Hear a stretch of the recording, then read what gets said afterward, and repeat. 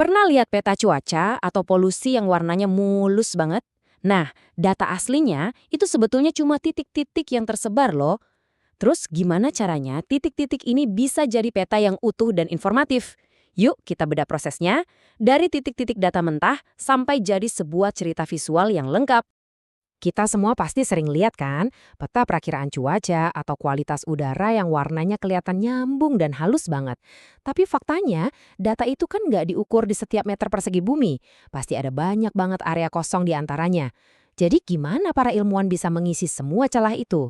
Nah, itu dia yang mau kita cari tahu. Oke, coba lihat peta ini. Ini adalah titik-titik di mana stasiun pemantau ozon berada. Lihat kan, seberapa banyak ruang kosong di antaranya?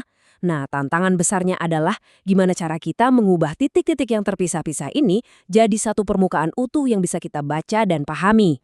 Yap, inilah masalah utamanya. Kita punya data di beberapa titik, tapi kita juga perlu tahu nilai di area-area yang nggak ada datanya. Kemampuan buat mengisi kekosongan ini penting banget di banyak bidang loh, mulai dari pemantauan lingkungan, ekologi, sampai perencanaan kota. Mungkin ada yang mikir, kenapa nggak ukur aja di semua tempat, biar datanya lengkap? Jawabannya simpel, karena keterbatasan di dunia nyata. Pasang sensor di mana-mana itu mahal banget dan butuh waktu yang super lama. Belum lagi ada tempat yang susah dijangkau, misalnya puncak gunung atau lahan pribadi. Kadang data yang udah diambil pun bisa aja rusak. Makanya kita perlu cara yang lebih pintar buat memperkirakan. Nah, proses memperkirakan ini ada nama kerennya interpolasi spasial. Anggap aja ini adalah seni dan ilmu untuk membuat tebakan yang cerdas tentang apa yang terjadi di tempat yang kita nggak tahu dengan modal informasi dari tempat-tempat di sekitarnya. Ini salah satu alat paling dasar dan penting dalam analisis geospasial.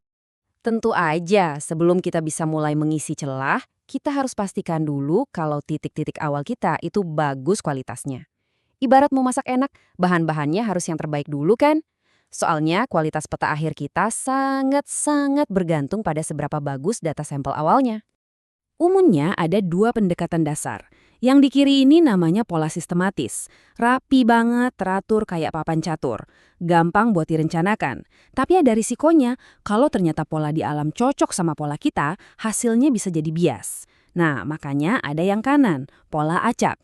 Ini buat menghindari jebakan tadi, jadi lebih aman dari bias. Terus, ada juga strategi yang lebih pintar. Yang C ini namanya sampling cluster. Titik-titiknya dikelompokin. Ini efisien banget buat tim di lapangan, soalnya bisa hemat waktu perjalanan. Nah, yang paling canggih itu yang D, sampling adaptif. Di sini, kita lebih fokus ngambil sampel di area yang kelihatannya bervariasi banget dan lebih sedikit di area yang seragam. Ini baru namanya efisiensi maksimal. Oke, anggap kita sudah punya data dari sampel yang bagus. Sekarang, ayo kita mulai coba isi kekosongan di peta. Kita mulai dari metode yang paling gampang dan paling intuitif dulu ya. Metode ini namanya tetangga terdekat atau polygon Thiessen. Logikanya gampang banget. Untuk setiap area kosong di peta, kita tinggal cari aja titik data mana yang paling dekat, terus nilainya kita copy paste ke area itu. Simpel kan? Jadi setiap titik data seolah jadi penguasa di wilayahnya sendiri. Dan ini dia hasilnya. Oke sih, petanya sekarang jadi penuh, nggak ada yang bolong lagi. Tapi coba deh lihat, hasilnya kotak-kotak banget kan? Perubahan warnanya tuh terjadi mendadak, jadi kayak ada batas-batas yang kaku dan nggak alami. Di dunia nyata kan, polusi nggak tiba-tiba berubah drastis di satu garis lurus. Jadi ini langkah awal yang oke, tapi jelas kita bisa bikin yang lebih baik. Jelas kan, kita butuh sesuatu yang lebih canggih. Sesuatu yang bisa menciptakan transisi yang lebih mulus dan lebih realistis. Nah, ini membawa kita ke pendekatan berikutnya, yang nggak cuma ngelihat satu tetangga terdekat doang. Selamat datang di dunia Inverse Distance Weighting, atau disingkat IDW. Konsepnya intuitif banget. Titik data yang lebih dekat harusnya punya pengaruh lebih besar dong daripada yang jauh. Jadi, daripada cuma pakai satu titik terdekat, IDW ini pakai rata-rata dari beberapa titik terdekat. Tapi, ini rata-rata berbobot. Diagram ini ngejelasinnya pas banget.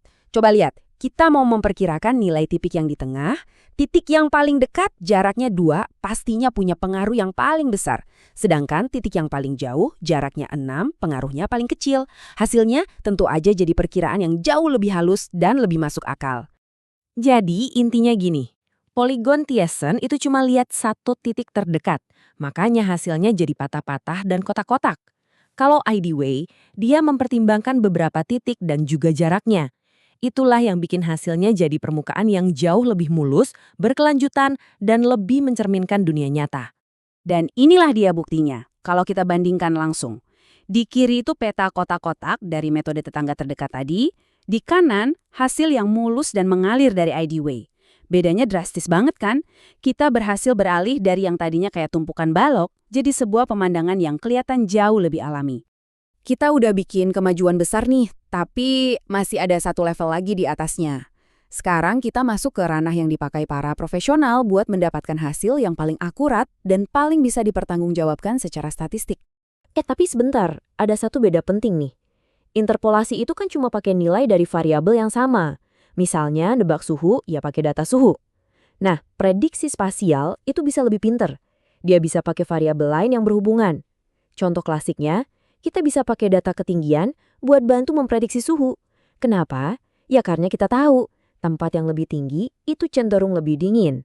Dan metode andalan ini disebut kriging. Apa sih yang bikin kriging ini ajaib? Jadi, dia itu nggak langsung main tebak. Pertama, dia belajar dulu dari datanya. Dia menganalisis yang namanya autokorelasi spasial. Prinsip sederhana yang bilang kalau hal-hal yang berdekatan itu cenderung lebih mirip daripada hal-hal yang berjauhan.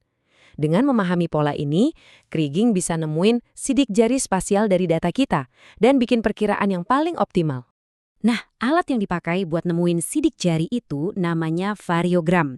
Gak usah pusing sama matematikanya, anggap aja grafik ini nunjukin seberapa mirip sih nilai-nilai data kita pada jarak yang berbeda-beda. Dengan memahami pola ini, misalnya, seberapa cepat suatu nilai jadi beda kalau jaraknya makin jauh, kriging bisa membuat tebakan yang jauh lebih akurat. Dan inilah puncaknya. Peta yang dihasilkan oleh kriging kelihatannya memang mulus seperti IDW, tapi di belakangnya ada model statistik yang sangat kuat.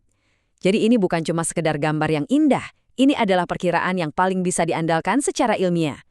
Peta jenis inilah yang dipakai buat mengambil keputusan-keputusan penting, misalnya saat mengulaskan peringatan kualitas udara untuk kesehatan masyarakat. Jadi, ayo kita rangkum perjalanan kita. Kita mulai dari kesadaran kalau kita nggak mungkin bisa mengukur semua tempat. Kita jadi tahu kalau cara kita ngambil sampel data di awal itu krusial banget. Lalu kita naik level dari metode simple yang hasilnya kotak-kotak ke metode berbobot yang hasilnya mulus. Dan akhirnya sampai di metode statistik canggih yang benar-benar mempelajari data sebelum membuat perkiraan terbaik. Nah jadi, lain kali Anda lihat peta berwarna di berita atau aplikasi cuaca, coba deh perhatikan sejenak. Sekarang Anda tahu rahasianya. Di balik warna-warna yang mulus itu, ada proses interpolasi atau prediksi yang canggih. Dan mungkin sekarang Anda bisa coba tebak seberapa canggih metode yang mereka pakai cuma dengan melihat kehalusan dan detil petanya.